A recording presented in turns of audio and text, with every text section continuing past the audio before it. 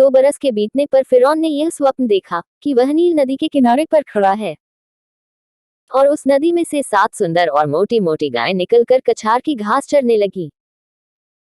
और क्या देखा कि उनके पीछे और 7 गायें, जो कुरूप और दुर्बल हैं, नदी से निकली और दूसरी गायों के निकट नदी के तट पर जा खड़ी हुई।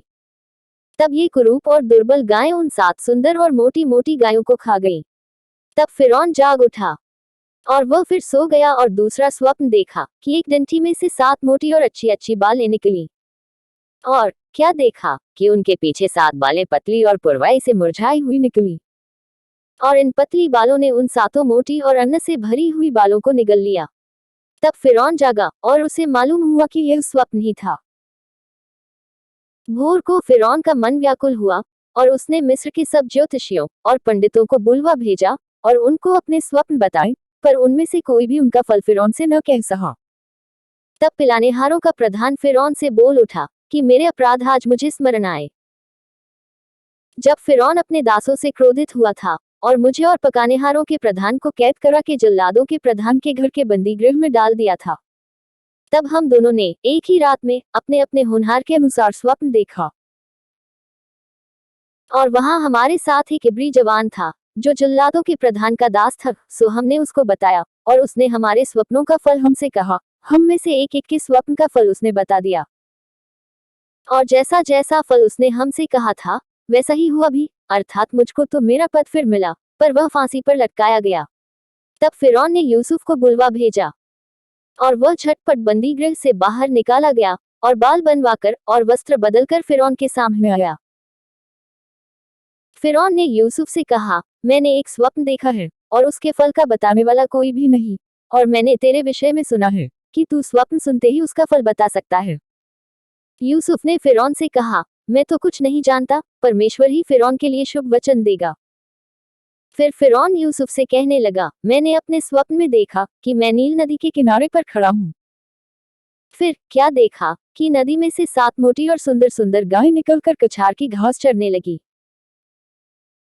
फिर क्या देखा कि उनके पीछे 7 और गायें निकली जो दुबली और बहुत कुरूप और दुर्बल है। मैंने तो सारे मिस्र देश में ऐसी कुडौल गाय कभी नहीं देखी।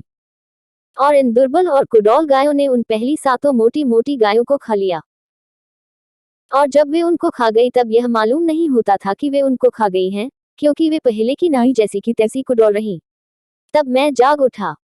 फिर मैंने दूसरा स्वप्न देखा कि एक ही डंठी में 7 अच्छी अच्छी और अन्न से भरी हुई बालें निकली।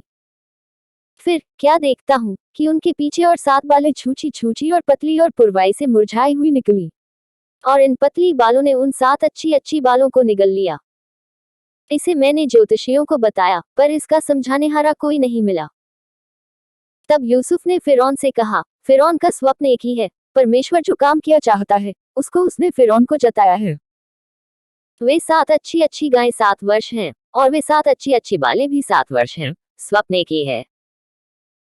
फिर उनके पीछे जो दुर्बल और कुडौल गायें निकली और जो 7 छूछी और पुरवाई से मुरझाई हुई बालें निकाली, वे अकाल के 7 वर्ष होंगे। यह वही बात है जो मैं फिरौन से कह चुका हूँ कि परमेश्वर जो काम किया चाहता है उसे उसने फिरौन को दिखाया है। सुन, सारे मिस्र देश में 7 वर्ष तो बहुतायत की उपज के होंगे। उनके पश्चात 7 वर्ष अकाल के आएंगे और सारे मिस्र देश में लोग इस सारे उपज को भूल जाएंगे और अकाल से देश का नाश होगा। और सुकाल बहुतायत की उपज देश में फिर स्मरण न रहेगा, क्योंकि अकाल अत्यंत भयंकर होगा। और फिरौन ने जो यह स्वप्न 2 बार देखा है, इसका भेद यही है कि यह बात परमेश्वर की ओर से नियुक्त हो चुकी है और परमेश्वर इसे शीघ्र ही पूरा करेगा। इसलिए अब फिरौन किसी समझदार और बुद्धिमान पुरुष को ढूंढ करके उसे मिस्र देश पर प्रधानमंत्री ठहराए। फिरौन यह करे कि देश पर अधिकारियों को नियुक्त करे, और जब तक सुकाल के 7 वर्ष रहे तब तक वह मिस्र देश की उपज का पंचमांश लिया करे।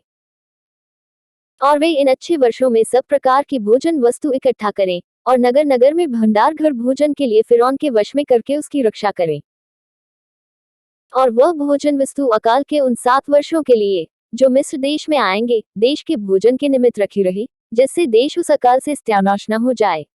यह बात फिरौन और उसके सारे कर्मचारियों को अच्छी लगी। सो फिरौन ने अपने कर्मचारियों से कहा कि क्या हमको ऐसा पुरुष जैसा यह है जिसमें परमेश्वर का आत्मा रहता है, मिल सकता है। फिर फिरौन ने यूसुफ से कहा, परमेश्वर ने जो तुझे इतना ज्ञान दिया है कि तेरे तुल्य कोई समझदार और बुद्धिमान नहीं, इस कारण तू मेरे घर का अधिकारी होगा और तेरी आज्ञा के अनुसार मेरी सारी प्रजा चलेगी, केवल राजगद्दी के विषय में तुझसे बड़ा ठहरूंगा। फिर फिरौन ने यूसुफ से कहा, सुन, मैं तुझको मिस्र के सारे देश के ऊपर अधिकारी ठहरा देता हूँ।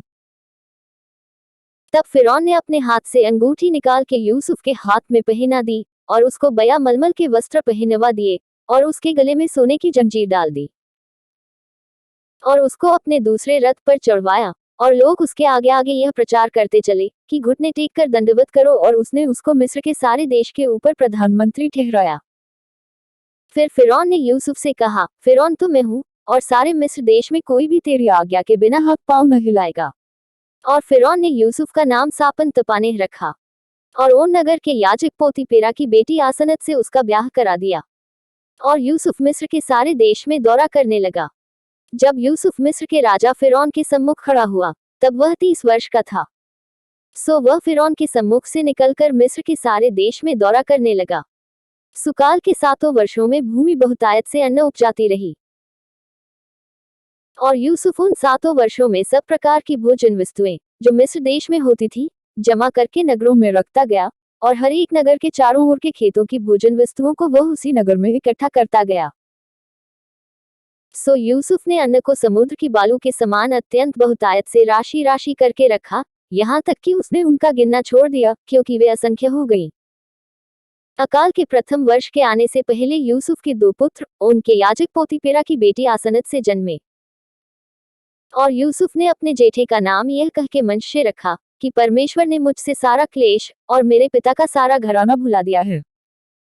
और दूसरे का नाम उसने यह कहकर एप्रैम रखा कि मुझे दुख भोगने के देश में परमेश्वर ने फुलाया फुलाया है।